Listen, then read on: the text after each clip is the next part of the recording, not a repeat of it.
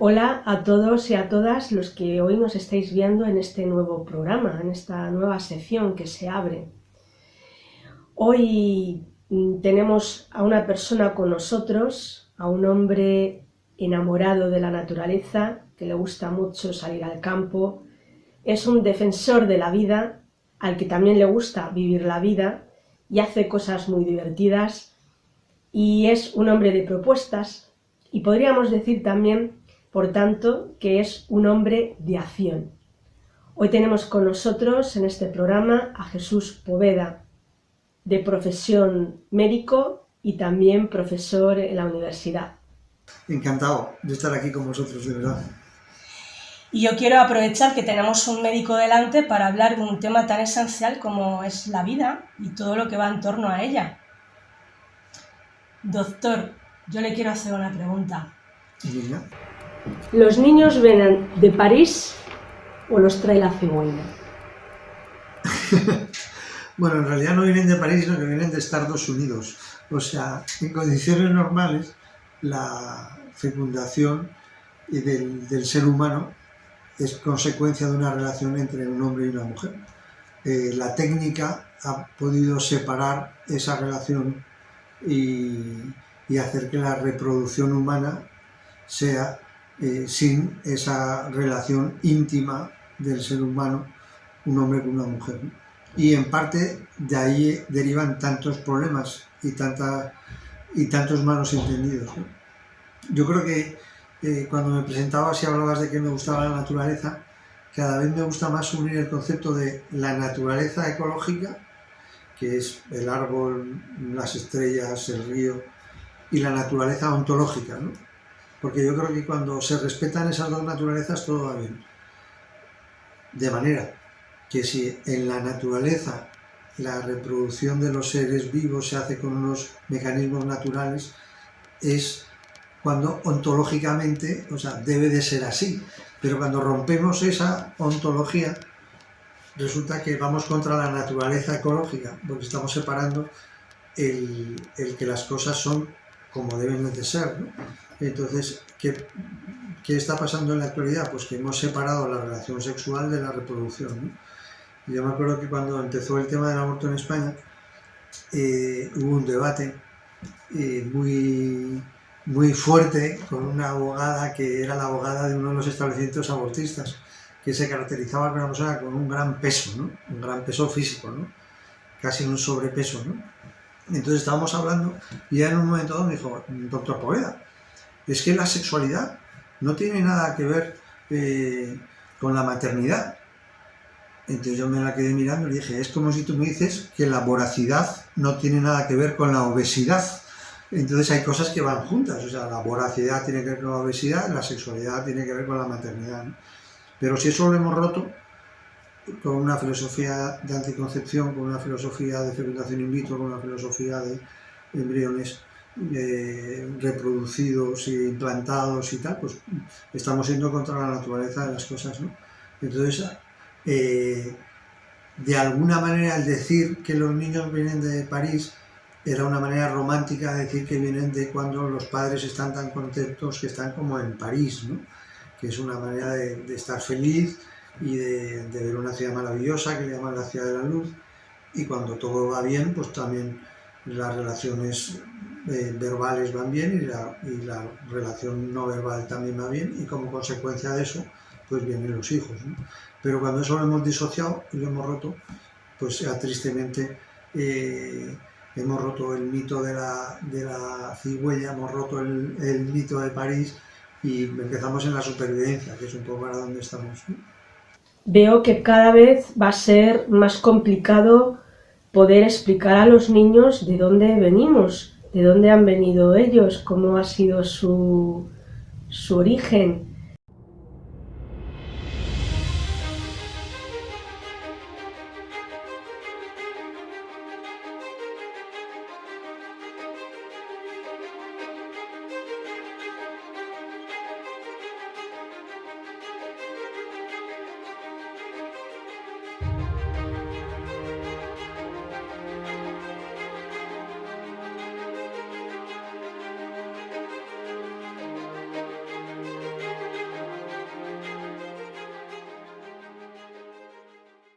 Yo recuerdo que en el caso de mi madre, ella cuando yo era pequeñita tenía una ecografía que me la enseñaba y me decía que mira, aquí en esta foto sales tú cuando estabas en la barriguita de mamá. Esa ecografía pues luego con el tiempo se perdió y ya no la tengo.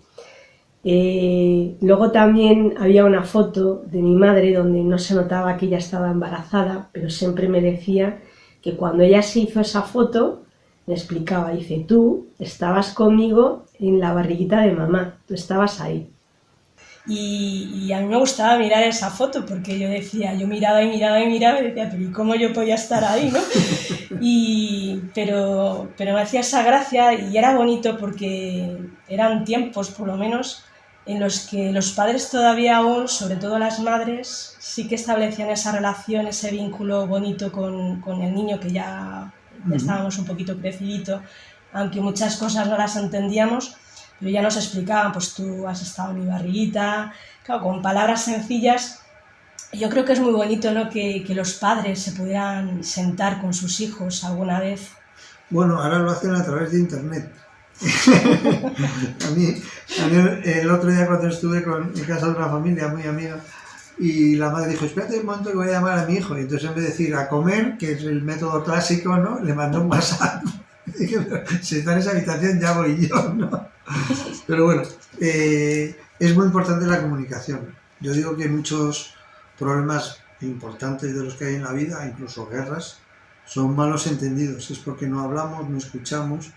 Me gusta mucho la frase de que si nos habláramos más, nos miráramos más y nos tocáramos más, habría menos guerras. Pero tristemente hay muchas guerras y muchos malos entendidos porque no nos miramos, no nos escuchamos, no nos tocamos, ¿no?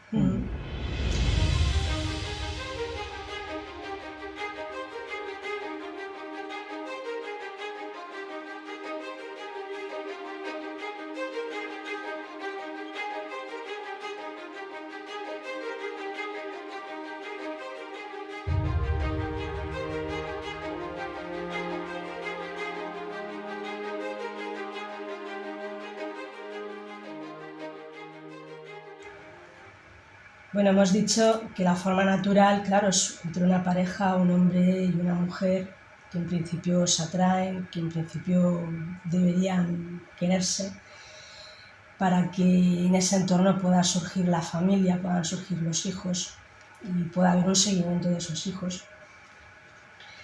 Pero bueno, yo ahora a donde quiero ir, la siguiente pregunta es que es curioso porque en los tiempos de la antigua Grecia ya existía un tal Hipócrates, un clásico, es uno de los primeros grandes médicos. ¿Sí? Que de ahí viene el juramento hipocrático, claro que sí.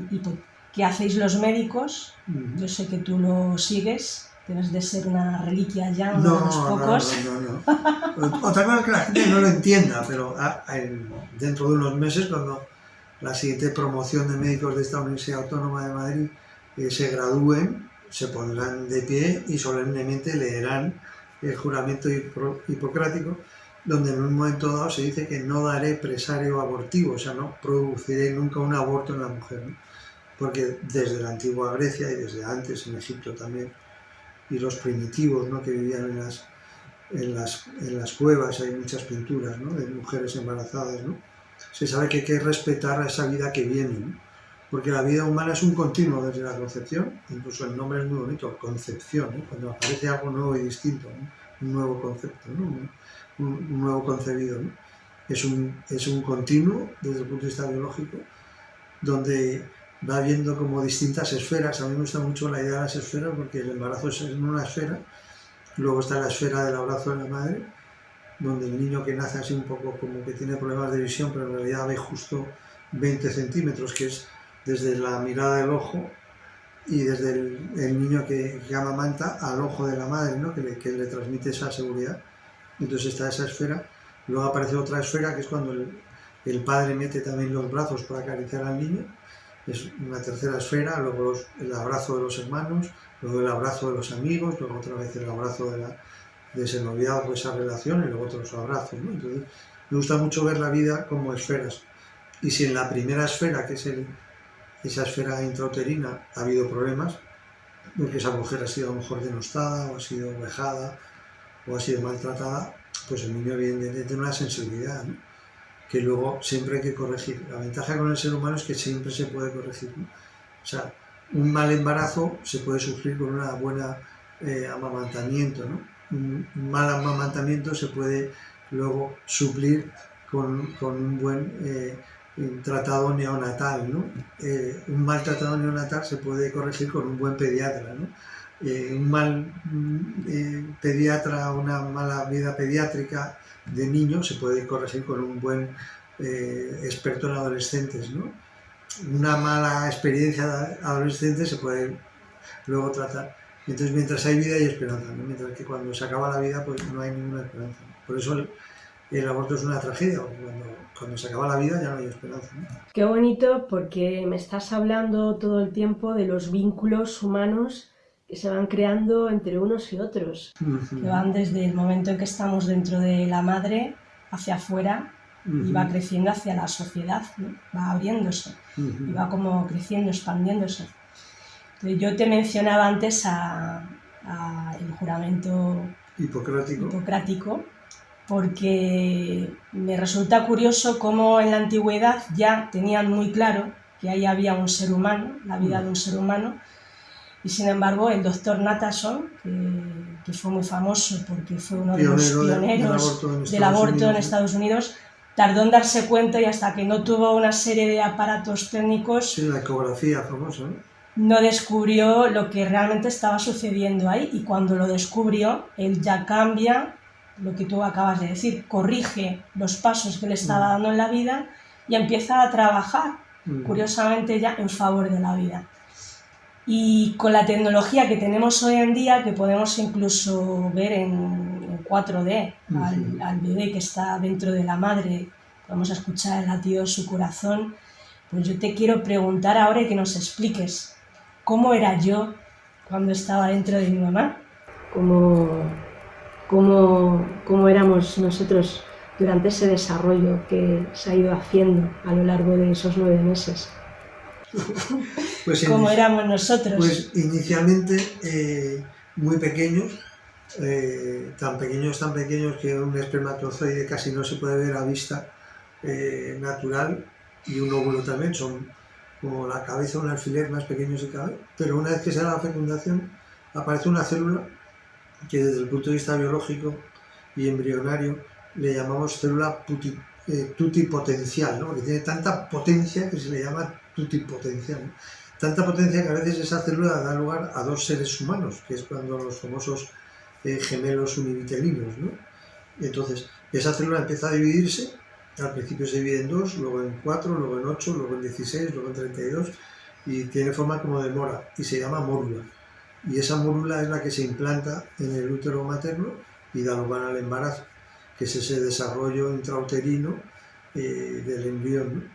Es muy importante la calidad y la calidez del abrazo para que se dé esa fecundación. Es muy importante la calidad y la calidez del óvulo del espermatozoide para que se dé una fecundación. Es muy importante el endometrio del útero para que ese embrión se implante bien, ¿no?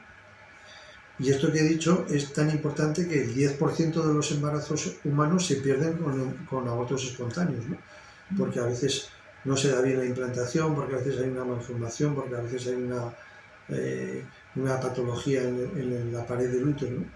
Y ese 90% de embarazos que siguen, pues siguen adelante con un proceso muy delicado, ¿no? Por eso el comienzo del embarazo es muy delicado y hay que ser cauto, y conviene hacerse esas pruebas de embarazo para ver desde qué momento, porque a lo mejor hay algunos tipos de ejercicios especialmente violentos por las profesiones que uno puede tener, pues si una persona es deportista, si una persona es policía, si una persona es bombero, si una persona se dedica a la hípica, pues durante un tiempo mejor estudiar sobre eso que ejercerlo.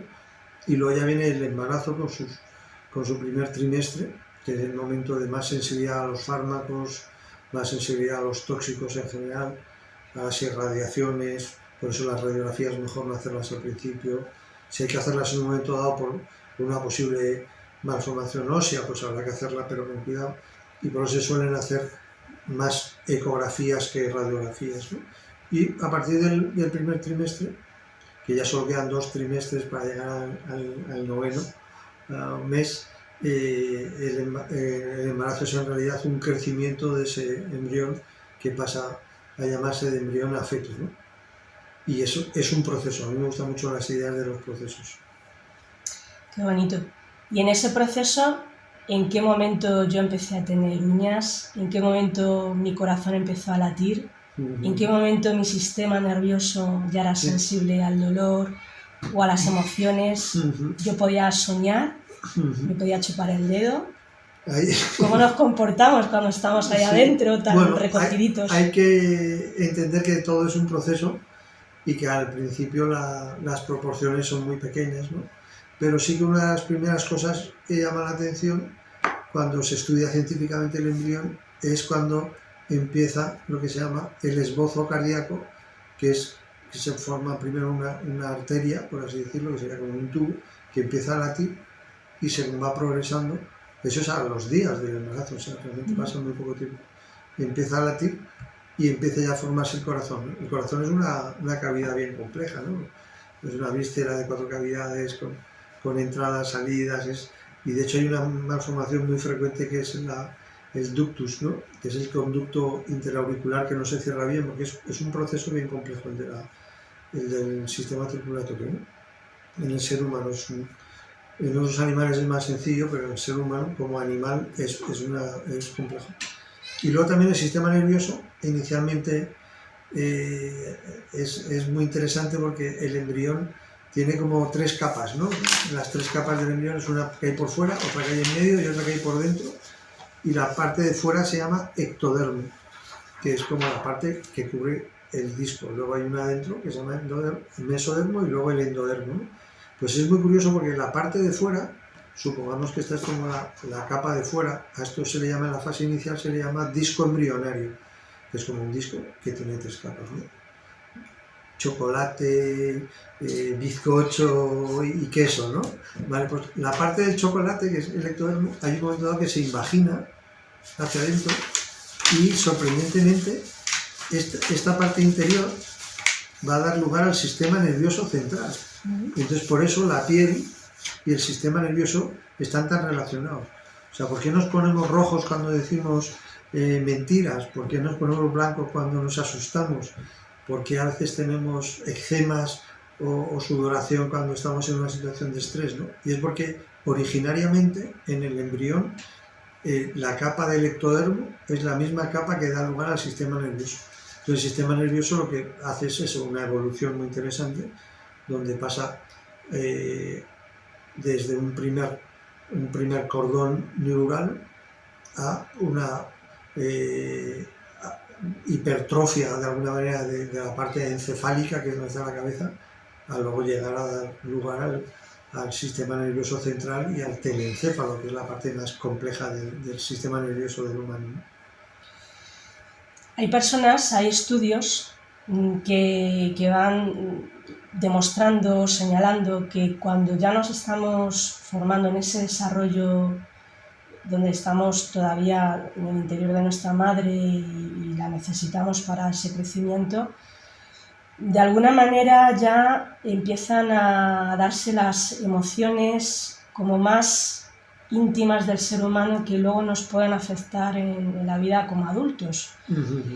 Es decir, que tanto el vínculo que hace ese feto que va creciendo, el vínculo que hace con la madre, tanto como lo que le puede llegar del exterior, de alguna manera que lo percibe, todo lo que vive emocionalmente la madre, las situaciones de fuera del entorno también de alguna manera provocan como algo que se queda en la memoria nuestra, del alma, vamos a decir, que después de una manera inconsciente nos puede provocar lo que ahora llamamos y se empieza a llamar las heridas del seno materno. Es decir, que muchas cosas que suceden durante esos 9 meses de embarazo luego repercuten en nuestra vida emocional. Sin duda. O sea, a mí me gusta mucho decir que desde ese momento de la concepción hay como una especie de continuo, ¿no? Continuo proceso de maduración, ¿no? inicialmente las reacciones embrionarias son unas reacciones muy reflejas, o sea, muy reflejos quiere decir acción-reacción, ¿no? Pero según va creciendo ese embrión, las reacciones van a ser cada vez más complejas, ¿no? Una cosa que se ha visto, que se sabe, se constata, es como a los embriones, pues ya en fase de feto, pues la música que escucha la madre pues le hace tener un ritmo cardíaco o una cantidad de movimientos, ¿no? O como en función de la luminosidad del lugar, también el niño cierra más los ojos, ¿no? Y el ritmo de sueño de la madre también a él le acompasa en el sueño, ¿no? Incluso ese sonido que es el corazón de la madre se va a convertir en un ansiolítico que cuando el niño nazca y en esos primeros días, meses, ¿no?, en los que se inquieta tanto por la noche porque no tiene que comer o está orinado o defecado, tal, entonces como el volver a poner el oído del niño junto al corazón de la madre le va a dar tranquilidad, ¿no? Entonces, sin lugar a dudas, al principio los actos son muy reflejos, luego empiezan a ser más complejos y luego empieza todo un aprendizaje desde el útero materno. También se han dado casos de que el niño se comprueba que el bebé ya reconoce la voz de su madre, incluso la voz de su padre. Claro que sí, porque se transmite muy bien. Como está dentro de un líquido, que es el líquido amniótico, es la transmisión como en el agua, ¿no?, del mar, ¿no? Cuando hay un ruido, pues se escucha muchos kilómetros más allá, ¿no? Yo que he practicado submarinismo en alguna ocasión, lo he podido comprobar, a 25 metros bajo el mar, que es maravilloso el ambiente que te envuelve. Como es verdad, los sonidos de un barco que pasa por la superficie se multiplican y lo oyes de una manera extraordinaria. Sí. Bueno, yo tengo aquí un objeto escondido que me ocupa solamente una mano, en principio esto es de plástico, pero yo me imagino que tú como médico pues tendrás algo de idea de biología. Algo, sí, y además mucho, porque la biología ocupa una de las partes más importantes del comienzo de la carrera médica, ¿no?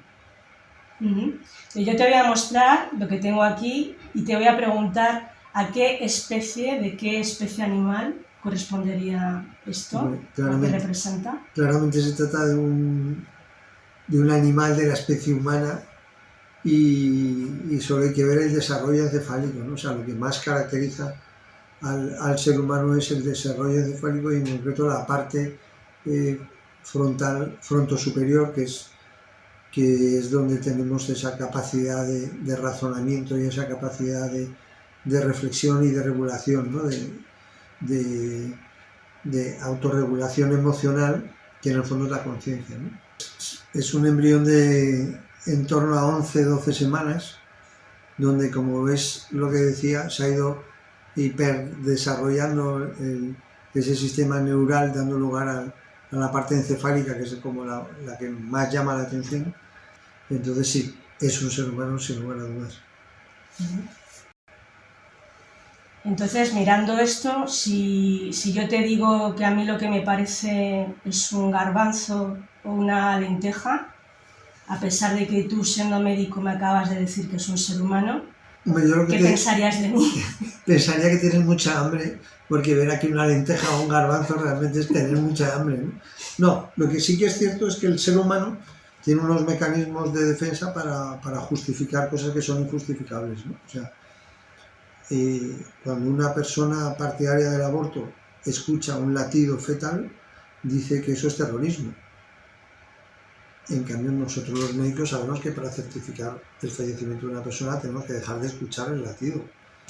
Entonces, si cuando dejamos de escuchar el latido certificamos que una persona ha fallecido, ¿por qué hay gente que cuando escucha un latido humano dice que eso no es un ser humano, ¿no? Y es por esa capacidad de justificación del ser humano, ¿no? Y por eso la ley del latido en Estados Unidos cambió la ley sobre el aborto y por eso en España se quiere expulsar de los centros de abortos esas ambulancias con las que vamos a hacer ecografías y con las que vamos a escuchar el latido fetal, ¿no? Como médico habrás seguido, me imagino, a muchas mujeres en su embarazo y has hablado de aborto y efectivamente hoy en día en nuestra sociedad es un tema que la gente en su gran mayoría acepta, Y yo te voy a preguntar, tú como médico, ¿qué es lo que le pasa entonces a ese feto cuando le abortan? Y sobre todo, ¿qué le pasa a esa madre que deja de tener ese vínculo con esa criatura que se estaba desarrollando dentro de ella? Bueno, el aborto se puede contemplar desde distintas perspectivas, ¿no? Pues una perspectiva más biológica, de qué es lo que ha pasado biológicamente, ¿no? Y lo que hay es un cese de las actividades vitales de ese ser humano, que es pues expulsado por agentes químicos, expulsado por agentes físicos, y entonces lo que se hace es acabar con esa vida que se está desarrollando, ¿no? Desde el punto de vista personal, para la mujer es que hay un periodo, un proceso, un desarrollo, que es el desarrollo del embarazo, donde la mujer cambia su manera de crear hormonas, su manera física, cambia incluso su perfil, ¿no? Y todo el embarazo está diseñado en la mujer para protección de ese nuevo ser humano que viene, ¿no? Incluso el embarazo es un antidepresivo, ¿no? Que a veces como que racionalmente uno puede decir, joder, un hijo, fíjate qué será de él y tal, pero el embarazo está diseñado por la naturaleza, como decíamos al principio, para que ese ser humano sea acogido en una mujer que está preparada para llevar adelante ese embarazo.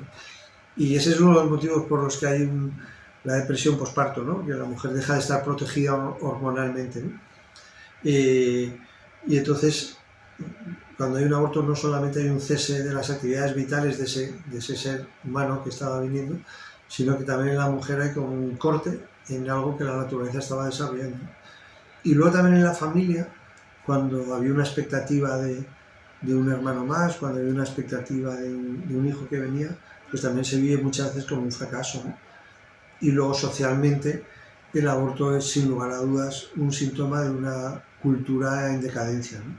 O sea, casi todas las culturas que han entrado en decadencia, cuando se habla del Imperio Romano, la caída del Imperio Romano o la caída de otros imperios, en muchas ocasiones empezaba por la caída de la natalidad y lo que eso conlleva, ¿no? O sea, si las civilizaciones normalmente, empezando por la de Egipto, tenían esas pirámides y también pirámides poblacionales, y si de pronto esa pirámide poblacional empieza a estrecharse por abajo, pues al final se cae.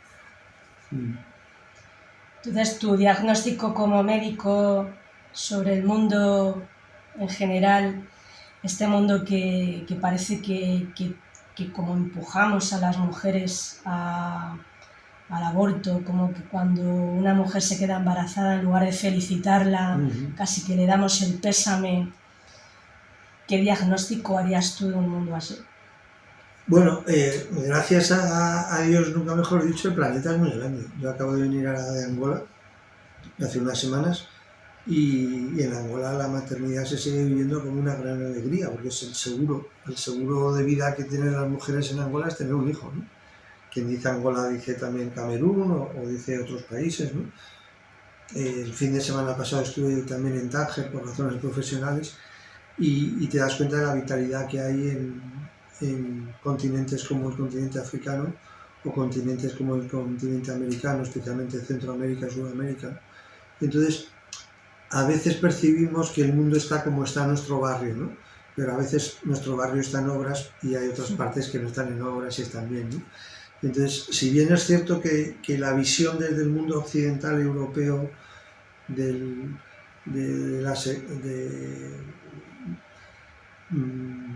comienzo del siglo, ¿no? Yo creo que además el COVID en la sociedad occidental avanzada, que cada vez hay que poner avanzada con más comillas, ¿no? O progresista, ya ese progresismo habría que ponerlo con muchas más comillas, es muy pesimista, ¿no? De hecho, en el mundo occidental avanzado se ha hablado por primera vez a los jóvenes, a los niños, a los jóvenes, a los adolescentes, de que el futuro va a ser peor que el presente. Esa es la primera vez a lo largo de toda la historia de la humanidad que cuando se habla del futuro se habla de un futuro peor. Y yo creo que en el fondo es por una visión sesgada que se tiene del futuro, porque es imposible que sea peor por la sencilla razón de que todo lo que ya hemos avanzado, ya lo tenemos avanzado. Entonces los antibióticos, pues antes no los teníamos y ahora los tenemos, ¿no? los medicamentos para tumores que antes no los teníamos, ahora los tenemos y los vamos a seguir teniendo, ¿no? Todos los temas de higiene, de cuidado, ¿no? O sea, solo tienes que ver un poco la edad de mortalidad de la sociedad. Pues en España al principio del siglo pasado, en el siglo XX a principios, año 110, pues eran 35 o 40 años, acabamos con 80 años y en este siglo XXI pues obviamente lleguemos con normalidad a los 95 o 105 años. Entonces a mí esa visión tan pesimista me parece que define al que ve, pero no a la realidad. Yo la realidad la veo de otra manera, sin lugar a dudas mucho más constructiva, más creativa, más hacia adelante, ¿no? Y luego los que tenemos la suerte de creer en Dios, que yo creo que eso es una gracia, nunca mejor dicho, sabemos que Dios es Padre y que los padres normalmente quieren a los hijos, ¿no? Si nos portamos bien, claro. En tu caso, ¿qué pesa más para ser un defensor de la vida? ¿Tu humanidad, tu profesión médica o tu fe en Dios? Yo creo que un poco a partes iguales, ¿no? Primero, cuando la gente dice, pero ¿el médico nace o se hace? Pues primero nace, porque si no se nace no se hace nada, ¿no? Luego te haces porque te parece una excelente profesión, ¿no? Poder ayudar a las personas, ¿no? Es maravilloso, ¿no? Pues una persona que se iba a morir y que gracias a tu conocimiento pues impides que se muera en ese momento al menos, ¿no? Y luego también resulta que en determinados momentos sociales a veces pues de pronto te toca un papel de héroe que a lo mejor para el que no estabas preparado, porque lo normal es ayudar a las mujeres embarazadas, pero ahora mismo en España puedes acabar en el calabozo por ayudar a una mujer embarazada, y no lo digo por literatura y tú lo sabes, ¿no? Entonces, bueno, yo creo que primero se nace, luego uno se hace y luego uno desarrolla ese conocimiento, ¿no? Y luego la gran ventaja de la fe es que a todo le das como un sentido sobrenatural que es todavía más fuerte, ¿no? Yo a veces se lo explico a los alumnos en la universidad de una manera muy sencilla, que es con los 3 canteros, ¿no? Son 3 canteros que están haciendo los 3 aparentemente exactamente lo mismo, que es una piedra, y están dándole con el escoplo y el mazo duro, ¿no? Y el primero está así como muy enfadado porque pues, está muy dura la piedra y tal. El segundo está como más contento y le preguntan al primero, bueno, ¿tú qué tal? Pues las piedras estas cada vez están más duras y tal, es tremendo, ¿no? Y para lo que me pagan, ¿no? Y el segundo, en cambio, está como más contento, más satisfecho y tal. ¿Y usted qué hace? No, estoy aquí dándole a esta piedra y tal porque gracias a ese trabajo estoy sacando adelante a la familia. Vamos, qué interesante, ¿no? Y el tercero está ahí tan ricamente silbando y tan contento, ¿no?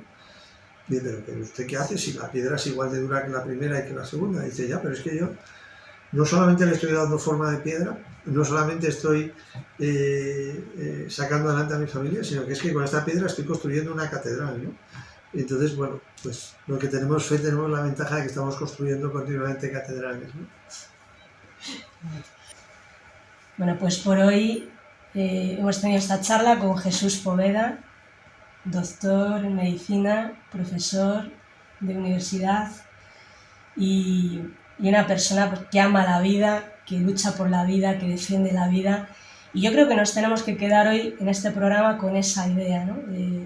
Que el ser humano es muy importante, que nosotros somos únicos en la creación creada y que tenemos que cuidarnos los unos de los otros. ¿Verdad, Jesús? Bueno, yo solamente agradecerte de verdad esta entrevista, me he sentido como en casa, como en mi propio despacho, y además pues volver a verte y compartir conocimientos y experiencia es muy bueno, ¿no? Y todo lo que sea además divulgar el bien, y además no solamente hemos divulgado el bien, sino que lo hemos pasado bien. A mí mi madre cuando yo le decía, pues he estado en un congreso, he estado en una reunión, he estado en un curso, y me decía, ¿pero has hecho el bien? Entonces yo decía, sí, madre, y además me lo he pasado bien. Y entonces yo creo que es importante hacer el bien pasándolo bien. Gracias de verdad. Sí. Pero vamos a festejar la vida. Que hagamos muchos programas juntos. Gracias. Decimos todos, ¡sí a la vida! ¡Viva la vida! Mis chiquitos sueños por cumplir. ¡Que viva la vida!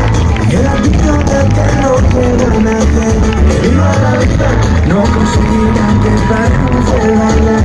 Que viva la vida y la suerte que tenemos de agarrarte un día. Vamos a escuchar cómo suena el corazoncito de tu bebé.